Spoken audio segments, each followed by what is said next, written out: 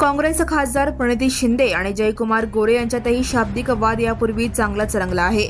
मात्र नुकतेच एका रस्ते कामाच्या श्रेयवादावरून करण्यात आलेल्या टोलेबाजीवरून आता पालकमंत्री जयकुमार गोरेंना प्रणिती शिंदेंकडून नोटीस बजावण्यात आली आहे.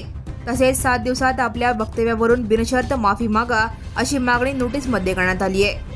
खासदार प्रणिती शिंदे यांच्या विरोधात वक्तव्य केल्याप्रकरणी पालकमंत्री जयकुमार गोरेंना कायदेशीर नोटीस बजावण्यात आली आहे.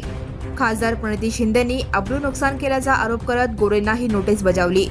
7 मे रोजी सोलापुरात माध्यमांशी संवाद साधताना पालकमंत्री गोरे यांनी खासदार प्रणिती शिंदेंवर टीका केली होती.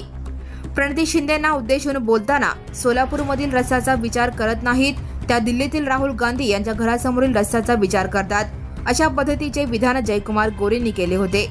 त्यावरून खासदार प्रणिती शिंदेंच्या वतीने ॲडव्होकेट असीम सरोदे, ॲडव्होकेट श्रिया आवले आणि ॲडव्होकेट आर्या राजे भोसले यांनी पालकमंत्र्यांना कायदेशीर नोटीस पाठवली आहे. त्यामुळे आता जयकुमार गोरेंच्या भूमिकेकडे सर्वांचे लक्ष लागले असून गोरे हे माफी मागणार की कायदेशीर मार्गाने उत्तर देणार हे पाहावे लागेल.